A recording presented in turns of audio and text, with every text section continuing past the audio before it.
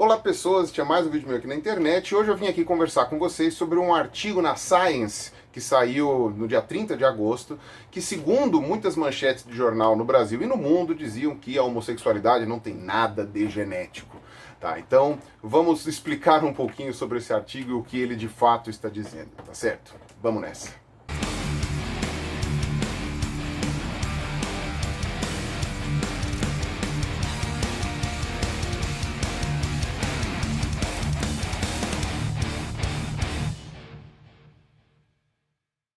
Antes de mais nada, como eu sempre faço, né, camisetas da Doppel Store. Essa daqui é a camiseta da evolução das baleias. Eu tenho um vídeo específico só para falar sobre a evolução das baleias. E a Doppel tá cheia de novidades, tá? Então ela tá cheia de camisetas, como sempre, algumas estampas novas. Inclusive uma da Marie Curie, que brilha no escuro, que é muito legal, né? Trabalhou com radiação e tal, então a ideia é muito da hora. E principalmente as almofadinhas. As almofadinhas eu achei que a ideia é genial, são de vários cientistas, tem do Darwin, tem do Schrödinger, tem do Carl Sagan, é muito legal. E o Igor colocou aí mais uma promoção para vocês, que é muito especial. Na compra de 3 camisetas, vocês ganham 2 almofadinhas. Como é que vocês fazem? Vocês vão clicar no link aqui embaixo, vão colocar as 3 camisetas e as 2 almofadinhas na gôndola, e quando vocês forem pagar, vocês vão ver que o preço das almofadinhas desaparece e vocês já estão na promoção, tá? Eu acho que vale muito a pena, muito da hora. Eu tô esperando o Igor me mandar essas almofadinhas ainda, que ainda não chegaram aqui em casa. Essa promoção vale só até a semana que vem, tá? Então vocês têm 7 dias para fazer essa compra se vocês quiserem, além, obviamente, da promoção antiga já, né, de 3 camisetas e ganhe o meu livro Darwin Sem Frescura, beleza? Que, aliás, vou falar bastante dele aqui neste vídeo, tá? Aqui, ó, Darwin Sem Frescura, beleza? Que eu escrevi junto com o Reinaldo Lopes e ele tem tudo a ver com o assunto do vídeo de hoje, tá bom? Então vamos falar o que afinal de contas estava dando de tanta polêmica com relação a esse artigo. Antes de qualquer coisa, este artigo diz que a homossexualidade ou orientação sexual não tem nada a ver com genética? Não! Isto não é o que o artigo diz. Tá? O artigo diz que existe sim componentes genéticos envolvidos na orientação sexual e na sexualidade humana, só que isso é muito mais complexo do que se pensava. Não é um gene gay, não são alguns genes gays, são muitos genes, não necessariamente gays, atuando em conjunto para poder gerar esse tipo de variação na sexualidade humana, tá? Então tem que deixar isso claro antes de continuar no vídeo, porque isso é fundamental. Segundo ponto, que talvez esse tenha sido o que menos foi entendido, tá, de muita gente, inclusive até na matéria do Reinaldo o título é esse, né, porque ele também fez um texto, obviamente, falando sobre isso, de que mesmo sabendo que há um componente genético que pode determinar, eventualmente, a orientação sexual humana, isto não é suficiente para você prever se alguém vai ser gay ou não. Não vai ser fazendo o sequenciamento genético de uma pessoa que você vai apontar o dedo e falar esse fulano é gay, essa fulana é lésbica e etc. Isto não vai acontecer, pelo menos não, assim, de uma maneira simples, tá? Isso é muito mais complexo, isso é só o começo, é a ponta do iceberg, e ainda por cima, esse próprio artigo, ele cita as próprias restrições e limitações, mostrando que ele é só o primeiro, a ponta do novelo de lance. Você vai puxando aquilo ali e ainda tem muita coisa para aprender. Então, essas são as 2 coisas mais importantes desse artigo. Existe sim um componente genético, ainda que ele seja muito complexo. Então, o artigo não fala que não existe genética nisso daí envolvida. E 2, mesmo sabendo que existe um componente genético que não é tão fraco assim, você não vai conseguir fazer uma determinação, ou seja, a pessoa tem esse conjunto de genes, logo ela vai ser gay, vai ser lésbica, etc. Isso também não acontece, tá? Então, vamos falar um pouquinho sobre o que a gente sabe sobre isso. Quando que a gente descobriu que existia alguma coisa genética envolvendo a sexualidade humana? Quando foram feitos os estudos com gêmeos, tá? Então, se vocês forem ver aqui nesse livro aqui que eu escrevi junto com o Reinaldo, tem um capítulo que fala só sobre homossexualidade, tá? Do ponto de vista biológico. E nesse capítulo a gente fala sobre alguns estudos que foram feitos com gêmeos, inclusive gêmeos que foram criados separados no nascimento, gêmeos idênticos, tá? Mostrando que a concordância de orientação sexual entre eles é em torno de 50% ou mais. Tá?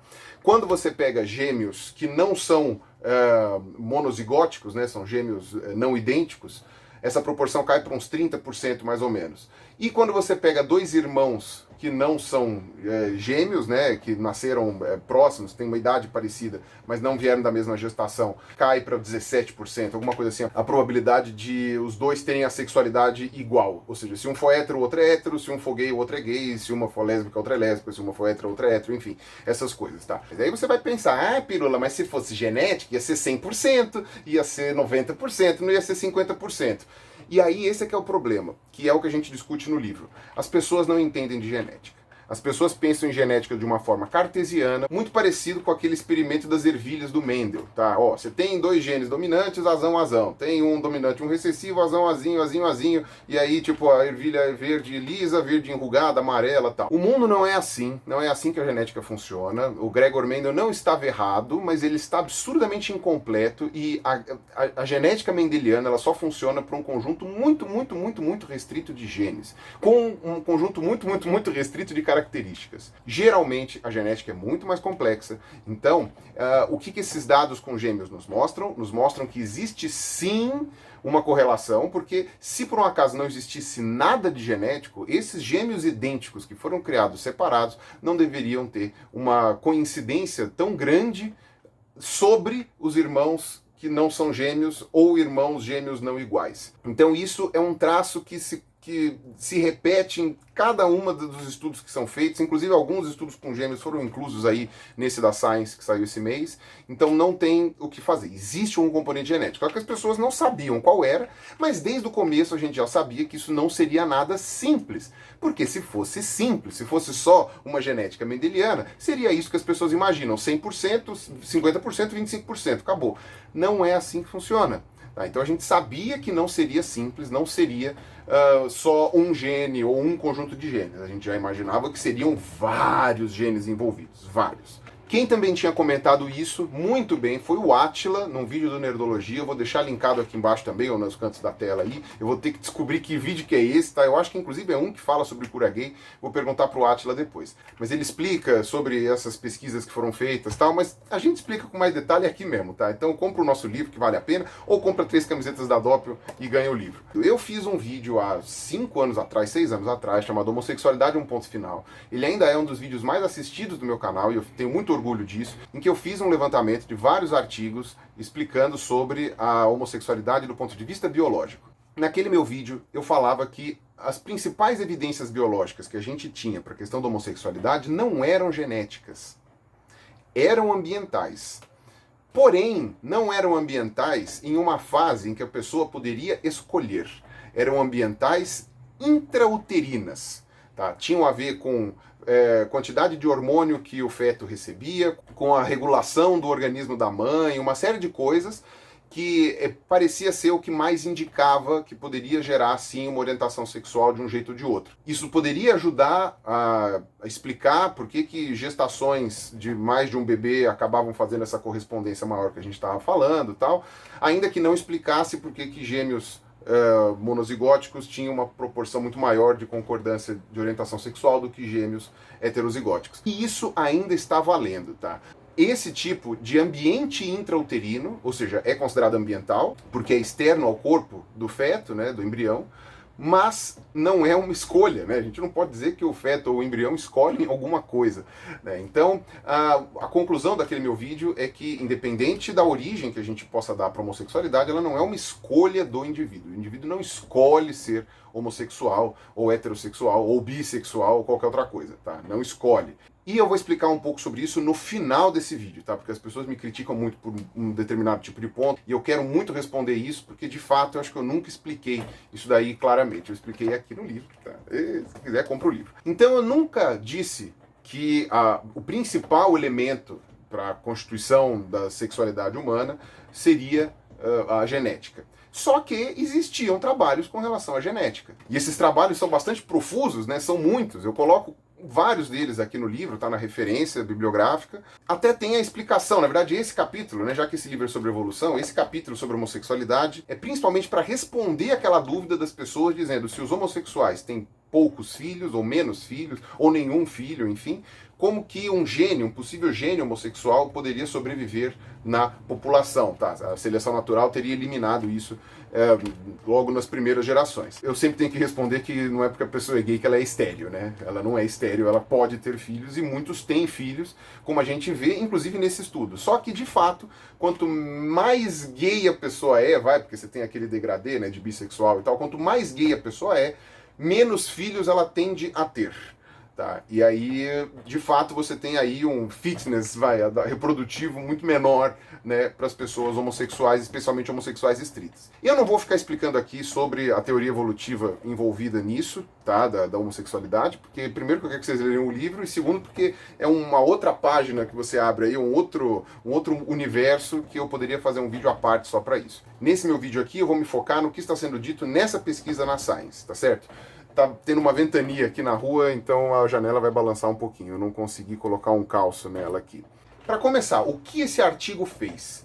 Esse artigo, ele reuniu, né, um grande número de amostras do que a gente chama de GWAS, tá? GWAS, que significa Genome Wide Association Study. O que eles fizeram? Eles pegaram 2 bancos de genoma, um no Reino Unido e um nos Estados Unidos. O banco de genoma da Inglaterra é o UK Biobank e o dos Estados Unidos é o 23andMe, né? Ou 23andMe, que a gente fala, que foi inclusive um teste genético que eu fiz. Tá? Infelizmente você não tem como fazer aqui no Brasil, tem que fazer lá fora, mas um amigo meu trouxe para mim, depois consegui enviar tal. Esses testes genéticos, eles fornecem uma série de informações, a maioria das pessoas faz por diversão, para saber a ancestralidade, sabe, a porcentagem de genes europeus, africanos, sei lá o que foi o meu caso inclusive, mas eles também têm alguns dados sobre possíveis doenças genéticas que você pode ter ou não. E o que acontece? Você tem uma série de formulários, de questionários que eles fazem justamente para facilitar o entendimento em pesquisa científica. Entre as questões desses questionários está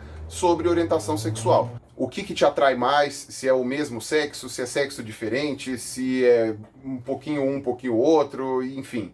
Quantos parceiros sexuais você já teve, quais eram do mesmo sexo, quais não eram e tá. Como a maior parte da amostra era do Reino Unido, tá? Eram, sei lá, 477 mil, né, que eles conseguiram pegar, né, indivíduos dentro desses formulários que tinham um teste genético, acabou que eles tiveram que padronizar baseado nisso, tá? Baseado na questão do Reino Unido. E esse UK Biobank aí, basicamente a única coisa que ele perguntava era: você já fez sexo ou se relacionou com pessoas do mesmo sexo que você, sim ou não? Era basicamente isso. E na contagem deles, inclusive que foi usada nessa pesquisa, qualquer pessoa que tenha tido sexo ou qualquer tipo de intercurso sexual com pessoas do mesmo sexo, mesmo que tenha sido uma vez na vida, é considerada não heterossexual. Ponto. E o heterossexual são só pessoas que tiveram única e exclusivamente sexo com pessoas do sexo oposto. Óbvio que eles sabem que isso daí é um tipo de... Eles falam, inclusive no artigo, que isso é um tipo muito simplista de análise. Então eles pegam aqueles que eles chamaram de não heterossexuais e eles dividem por frequência de parceiros, por quantos parceiros, quantos eram do mesmo sexo, quantos não eram, tal. Então tem várias tabelas aqui, eu não vou ficar explicando ponto a ponto tudo isso, porque senão o vídeo vai ficar monstruosamente gigantesco. Esse estudo ele já parte de uma limitação. Eles conseguiram, esses quase 500 mil pessoas aí, né, somando todos os bancos de dados. Eles pegaram um pouco da Suécia também, inclusive com gêmeos, com estudo de gêmeos e tal. Eles, somando todos esses estudos aí, eles têm essas limitações envolvendo os questionários que foram feitos. Cada um fez um questionário de um jeito diferente. Então, por exemplo, no 23andMe você tem uma graduação, né? Então, tipo, fiz sexo com pessoa do mesmo sexo uma vez, nunca, 2 vezes, 3, sempre, todas. Coisa que no UK Biobank não tem. Então, enfim, eles tiveram que eliminar muita gente, né? Eles falam aí, né? Eles tiveram que eliminar gente que falou que era virgem, por exemplo. Então, mesmo que fale que sentia atração por pessoa do mesmo sexo ser virgem, eles não colocaram. Pessoas que tiveram mais de 100 parceiros sexuais. Pessoas que colocaram a quantidade total de parceiros sexuais da vida delas menor do que a quantidade de parceiros do mesmo sexo, ou seja, a pessoa não prestou atenção no que ela estava respondendo, ela colocou um número em cima, outro número embaixo, e ficou uma zona, eles cortaram tudo isso daí, fora quem não fez esse questionário, quem não quis responder, quem se absteve e tudo mais. E óbvio, a gente tem que confiar na honestidade de quem respondeu, então não tem um controle tão grande assim, apesar de que, graças ao número, né, aquela questão de estatística de números grandes, né, você acaba diminuindo tanto o desvio padrão por causa da quantidade de dados, né, do N amostral, que isso acaba fazendo menos diferença. Um dado muito legal que eles encontraram, e que também é um fator de diferenciação nessa pesquisa, é que quanto mais velha a pessoa que estava respondendo esse questionário, e é muito comum que pessoas mais velhas façam esse tipo de exame genético, tá? Ou que os filhos e netos peçam para os mais velhos fazer, justamente para saber a ancestralidade, etc., porque você vai dividindo menos o DNA, né? Quanto mais antiga a geração, mais preciso, né, digamos assim, fica a avaliação histórica, né, da família. Quanto mais antiga a pessoa for, ou seja, nasceu lá em 1940 e tal, menos relatos de experiências homossexuais ela faz. E quanto mais vai ficando mais novo, né, até as pessoas que nasceram em 1970 para frente, a quantidade de relatos, né, de pessoas que se colocaram como homossexuais aumenta bastante, tá? Ou como não heterossexuais, digamos assim. Isso é uma coisa muito interessante, obviamente que ali o limite é os anos 70, porque foi uma amostragem que os autores do artigo escolheram fazer, né? Então os dados que foram coletados foram de pessoas entre 40 e 70 anos, só que nitidamente a gente tem aí um desvio, né, que não deve ter nenhuma relação com a parte biológica, né? Se você vai ver que pessoas mais velhas estão noticiando menos experiências sexuais com o mesmo sexo, é mais provável que seja por uma questão cultural, né? Porque pessoas mais velhas não vão se sentir à vontade de colocar isso daí, né? Mesmo que seja num questionário anônimo, ao contrário de pessoas mais novas que talvez tenham isso daí um pouco mais bem resolvido e tenham vivido em uma sociedade menos preconceituosa. E com certeza essa variação de idades no gráfico diz muito mais sobre a sociedade inglesa, da qual eles tiraram 410 mil, de todas essas amostragens aí que eles conseguiram, né, com o UK Biobank, e essa variável precisa ser colocada na ponta do lápis, né? A gente tem que levar isso em conta quando a gente vai ver os dados desse artigo. Uma outra coisa interessante é isso, vocês viram que eu falei que 409, né, 410 mil mais ou menos, das pessoas que foram amostradas vieram desse banco de dados do Reino Unido, enquanto cerca de 68.500 pessoas vieram do 23andMe, lá dos Estados Unidos. Tá, então você vê que teve uma diferença de amostragem muito grande. Aí os outros que ficam faltando ali até completar os quase 500 mil são os que vieram da Suécia e dos outros amostras de comparação que eles pegaram. Mas o interessante é a diferença de relatos não heterossexuais nas duas pesquisas. Nas pesquisas do Reino Unido, você teve em torno de 4% dos homens e 3% das mulheres relatando experiências não heterossexuais, que faz sentido quando você vai olhar a média de população LGBTQ em quase todas as comunidades humanas varia entre 4% e 10%. Então faz bastante sentido que você tenha aí 4% dos homens e 3% das mulheres que tenham relatado experiências não heterossexuais, no caso, né? Só que porque o questionário no Reino Unido foi daquele negócio. Você já fez sexo com alguém que não é do mesmo sexo, já fez com alguém que é do mesmo sexo e pronto, acabou. Entendeu? É uma coisa muito binária. No que diz respeito ao 23andMe, a pesquisa dos Estados Unidos, a amostra mudou muito. Foi cerca de 19% de pessoas, né, de todos esses números que eles pegaram, que relataram alguma experiência não heterossexual. Obviamente que aí existe uma diferença na forma como esses questionários são coletados nas duas instituições. No 23andMe, que foi o que eu já fiz, né, você é solicitado para responder um questionário, mas você não é obrigado a respondê-lo. E ele é um questionário muito mais cheio de nuances, tá? Então ele é um questionário que ele pergunta por quem você se sente atraído, como que é, o que você já pensou, sabe? Ele quer saber coisas em muito mais detalhe. Enquanto esse do Reino Unido, que eu não conheço, mas foi de onde eles tiraram a maior parte da amostragem da pesquisa, aparentemente tem só essa pergunta e eu não sei se essa pergunta é obrigatória de ser respondida. Isso significa o quê?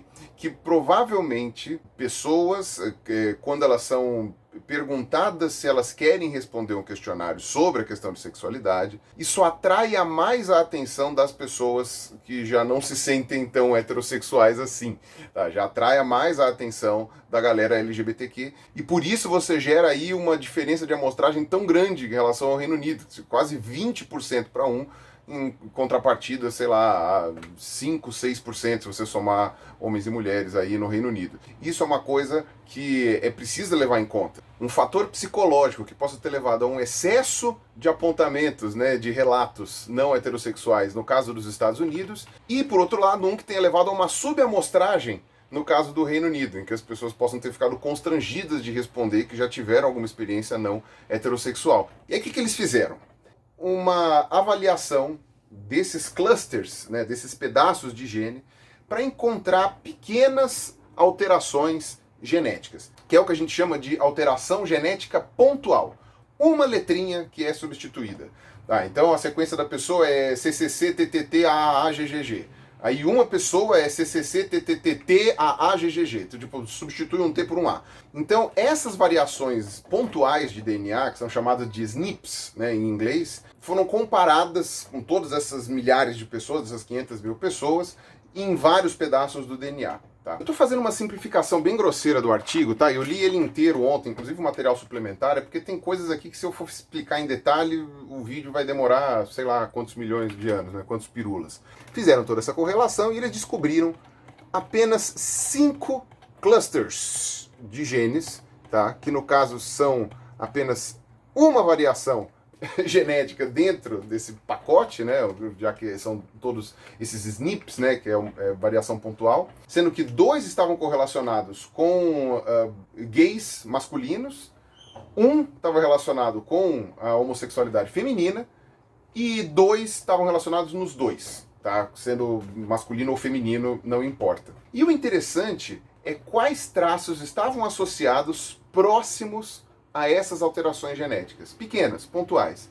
E essas alterações genéticas, elas podem indicar que o gene inteiro que está ali empacotado, estando correlacionado com essas outras características, por estarem muito próximas, e por que isso é um sinal interessante? As pequenas correlações que eles encontraram no que diz respeito à homossexualidade masculina estão em áreas do DNA que estão muito próximas ao reconhecimento de odores.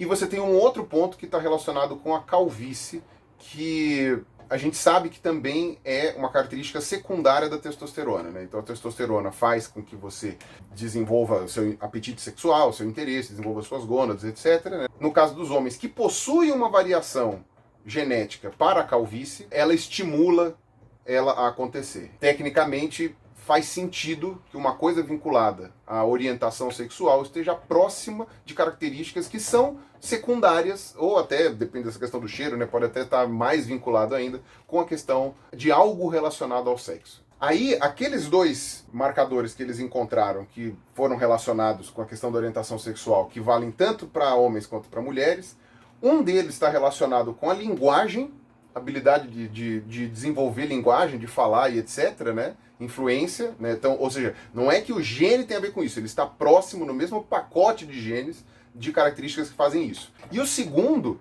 tem a ver com uma série de fatores que dizem respeito ao desenvolvimento cerebral, tá? Que também faz bastante sentido.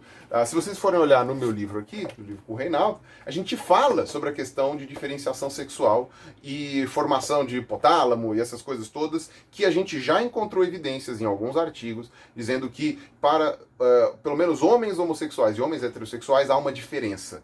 Tá? Ainda que, obviamente, nada seja tão conclusivo assim, mas são dados, né? Esses dados são importantes. Então faz sentido, tá? Que exista alguma coisa relacionada a isso também no cérebro, porque a gente sabe que existem diferenças cerebrais que são as que acabam gerando essas diferenças, eventualmente, de entendimento, de como você se enxerga e etc e tal. Apesar de que essa pesquisa aqui não fala nada sobre identidade de gênero, tá? Inclusive os autores são muito claros em dizer que isso não tem nada a ver com o que eles estão querendo abordar, tá? Porque seria um outro pacote gigantesco para abrir.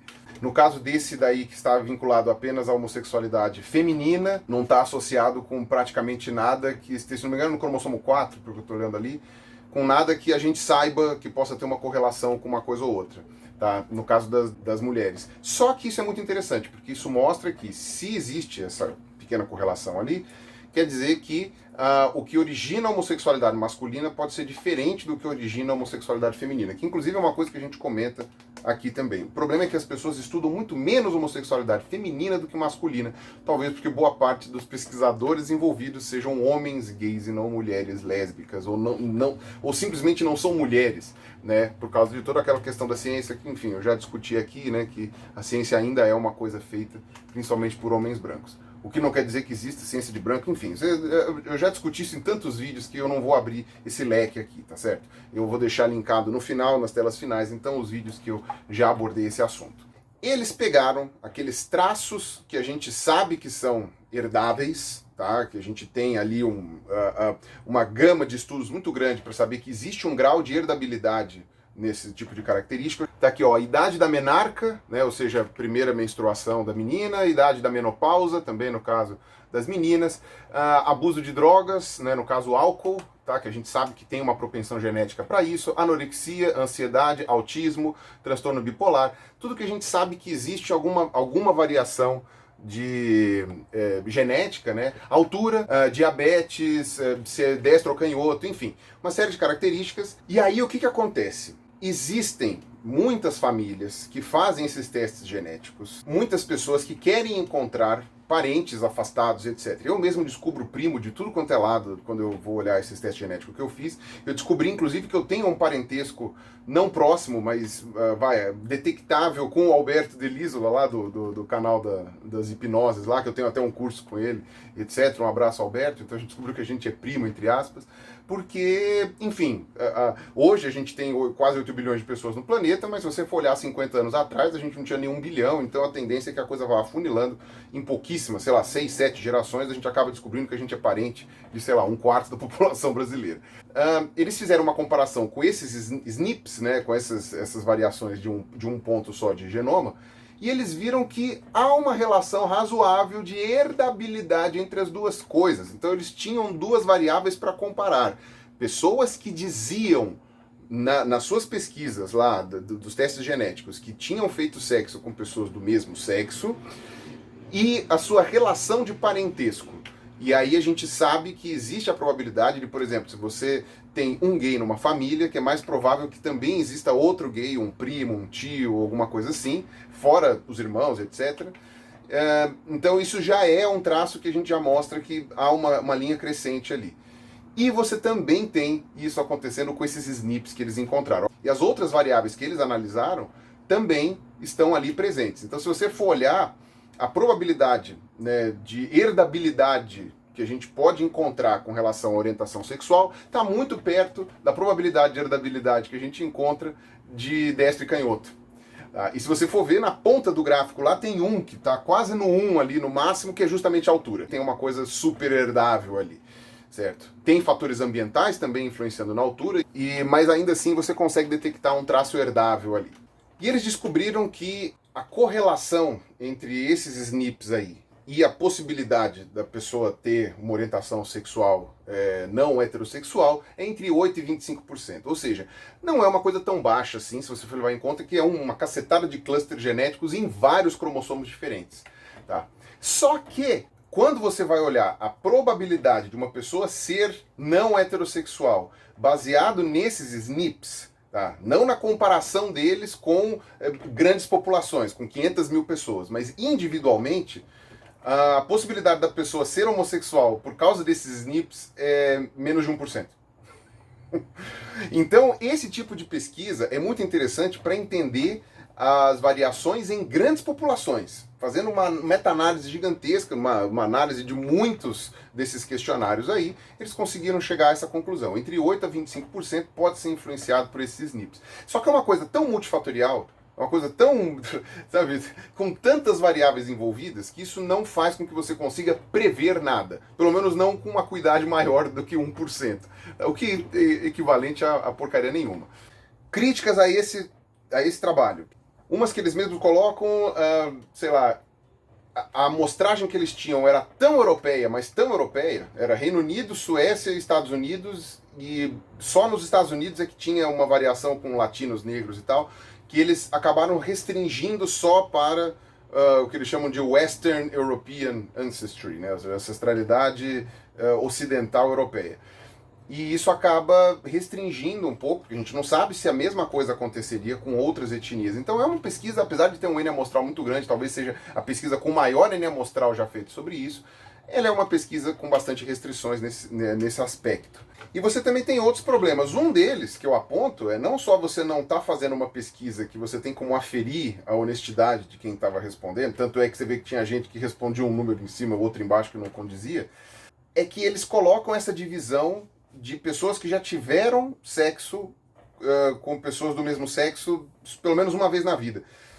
Eu tenho minhas dificuldades de entender que uma pessoa que fez sexo com uma vez, talvez, com alguém do mesmo sexo, possa ser chamada de homossexual ou não heterossexual. Isso limita muito essas variedades. Existe uma grande possibilidade de eles serem colocados numa cacetada de heterossexual, né, que teve uma experiência homossexual e, sei lá, e achou uma bosta. Mas tudo bem, esse foi um parâmetro que eles encontraram em outras bibliografias, eles até falam isso daí, né, tem outras bibliografias que usam o mesmo padrão, lá do UK Biobank lá, né. Um outro fator é que várias pessoas podem ser gays e nunca tiveram a liberdade de poder se relacionar com pessoas do mesmo sexo. Então várias dessas pessoas que são colocadas como heterossexuais na pesquisa podem, na verdade, serem gays enrustidos, tá? Homossexuais enrustidos, homens ou mulheres. Pode ser, nunca tiveram a chance de fazer sexo com pessoas do mesmo sexo, porque, sei lá, preconceito, dificuldade de aceitação, não acharam alguém que desse match ali, sabe? Não sei, eu acho que a coisa não é tão simples assim para você fazer coisas com esse tipo de pesquisa. Ainda que eles tenham cortado muita gente, tá? Então, pessoas, por exemplo, que se colocaram como virgens. Teria trocentas mil coisas para falar sobre esse artigo, eu li muitas ontem, mas aí vai ficar muito complicado, tá? Vai ficar muito difícil e muito cheio de detalhes e o vídeo vai ficar maior ainda do que já está. Os próprios autores dizem que eles passaram até por comitês de ética para publicar isso daqui da melhor maneira possível, que foram envolvendo a comunidade LGBT, queer, etc. Também falaram sobre essa questão complexa, né? Ou seja, isso não elimina de maneira alguma, muito pelo contrário, isso mostra que aquilo que a gente já sabia, aquilo que eu já tinha colocado no livro com o Reinaldo aqui, que ainda que exista um fator genético, e aparentemente ele existe, ele parece muito claro que existe, apesar de que ainda que ele seja poligênico, né, e enfim, em vários cromossomos diferentes, ele não é exclusivo. Nada garante que por você ter, sei lá, certas variáveis genéticas, você vá ser homossexual, ou bissexual, ou heterossexual, porque você tem outras variáveis envolvidas ali. Boa parte delas, segundo as pesquisas, intrauterinas. Tá certo? Então, como eu já falei desde o começo até o final, o que você demonstra com isso daqui? Você demonstra que, existe sim uma influência genética, mas enfim, ela não é simples, ela é complexa. E 2, você, mesmo sabendo disso, não vai conseguir prever se uma pessoa vai ser homossexual ou não. Tá? Você tem 1% ou menos até de poder de previsão disso, sabendo dos achados nesse artigo. Talvez a única coisa que a gente tenha sugerido no nosso livro Darwin Sem Frescura e que essa pesquisa agora deu digamos assim, uma quebrada nas pernas, é porque existiam artigos dizendo que a probabilidade desse fator genético para orientação sexual estar no cromossomo X, né, que é o cromossomo sexual que os homens possuem 1 e as mulheres possuem 2, em geral. E esse artigo, ele quebra essa expectativa. Mas também não quer dizer que não exista, quer dizer apenas que eles não encontraram. E aí entra naquela questão que eu queria discutir só para encerrar esse vídeo. Você tem 2 grupos principais de pessoas, em geral, que gostam de dizer que o homossexual escolheu, entre aspas, vai viver desta forma. Ele escolheu por sem vergonhice, porque se afastou da verdade, porque tem uma vida, sabe, como é que se fala? Um ambiente que foi criado desse jeito e tal. Enfim, as pessoas pensam dessa maneira. Que são alguns grupos conservadores, né, que inclusive são os que defendem a questão da cura gay, geralmente, né, não são todos os conservadores, mas alguns grupos, justamente porque eles acreditam que isso é algo que pode ser manejável, curável, modificável, e que só você trazendo a pessoa para Jesus, ou você, enfim, fazendo coisa, você consegue reverter esse tipo de coisa, sempre tratando como algo doente. E você tem um grupo de pessoas, geralmente de ciências humanas, sociais, etc., que interpretam que você biologizar um comportamento acaba sendo um passo para a eugenia ou alguma coisa assim. Obviamente que se você for olhar historicamente, eles têm razão para achar isso, mas não é o suficiente para você simplesmente tampar o sol com a peneira e negar que existem evidências biológicas para preferências de séries de coisas para explicar uma série de comportamentos. Tá? Isso a gente sabe com outros animais, vários deles inclusive, E com o ser humano não seria diferente. Nós somos animais sociais e existem traços genéticos que fazem com que a gente tenha a capacidade de sociabilidade e uns que facilitam certos tipos de sociabilidade ou outros, tá? Vários fatores, vários traços, alguns a gente já consegue dizer claramente como sendo fatores genéticos, tá? Como, por exemplo, essa questão comportamental de você preferir fazer as coisas com a mão direita ou com a mão esquerda. É uma coisa tão simples, né? Mas é um comportamento com qual coisa que eu me identifico melhor. Tá? E tem alguns até bem loucos, sabe? Tipo, alguns tipos de comportamento bem interessantes que eu não vou abrir aqui. Também não adianta ficar dando murro em ponta de faca. Existem, sim, características que possuem um grau de herdabilidade que não é social, é biológica, no caso, genética, etc. Porque biológico, tudo é biológico, né? O social é biológico, somos seres vivos, enfim. Muitas pessoas dizem que eu, martelando na tecla da não escolha, da inatidão da orientação sexual, eu estou reforçando um discurso que pode gerar uma patologização, né, geral como se fosse uma patologia a homossexualidade ou a transexualidade, etc. Só que existem estudos, e eu também cito esses estudos aqui, que demonstram que o grau de preconceito que as pessoas sentem com relação a pessoas de orientações sexuais não hétero diminui absurdamente quando elas são expostas à explicação de que isso não é uma escolha. Não há nada pior para um homossexual, ou uma trans, etc., que viva numa sociedade heteronormativa e preconceituosa, do que as pessoas acharem que o seu comportamento homossexual é sem vergonhice. Que é isso que gera mais ódio e mais intolerância. Existe uma relação contrária. Quando uma pessoa preconceituosa é apresentada a esses dados, ela troca por um sentimento de pena. Fica com pena, ai, coitado, nasceu viado. Sabe, uma coisa meio assim. E isso também não é uma coisa desejável, né? Ninguém quer que os outros sintam pena de você, porque você não tem problema nenhum. Quem tem problema é a sociedade. O homossexual, homem, mulher, etc., não tem problema nenhum. Isso daí ele vai ter problema se a pessoa que ele gosta não gostar dele. Mas isso aí todo mundo tem, não é por ser homossexual, hétero ou qualquer outra coisa. Mas outras pesquisas mostram que mesmo gerando uma sensação não muito, positiva, é mais seguro para os homossexuais viverem numa sociedade em que as pessoas mais preconceituosas têm pena deles do que elas terem ódio deles. É melhor ter alguém te enxergando com uma certa piedade do que te dando uma lampadada na cabeça, sabe? Então, eu sei que existem fatores muito peculiares e muito multifatoriais também do ponto de vista social quando você vai abordar essa questão da inatidão ou não da homossexualidade ou das diferenças de orientação sexual. Porém, a gente pode dizer que isto é um argumento relevante. É um argumento relevante quando você quer diminuir o preconceito que existe na sociedade. Tá? Ou pelo menos a aceitação que os homossexuais podem ter na sociedade. E contra fatos não há argumentos. Tá? Também tem esse ponto. Sabe? Quando você vai olhar fatos que foram publicados e coisas que você consegue medir, mensurar e fazer estatísticas e tal, você vê que mesmo que haja uma implicação social naquilo, eventualmente não adianta também você dar murro em ponta de faca e falar que não existe. Sabe? Não adianta. Sabe? Nada indica que as pessoas que possuem essas variações genéticas possam ser homossexuais ou não depois que elas atingirem a idade adulta. Porém, é possível que sem essas variações genéticas elas não sejam homossexuais. Tá? Então, é uma coisa muito complexa, muito difícil. Se vocês quiserem saber a origem evolutiva disso, várias explicações evolutivas muito plausíveis para isso, que a gente tem, inclusive, dados para poder testar, está aqui no meu livro Darwin Sem Frescura. Vocês podem comprar ele aqui no link que está aqui embaixo da Amazon. Vocês podem comprar 3 camisetas na Doppel Store e ganhar esse livro de brinde.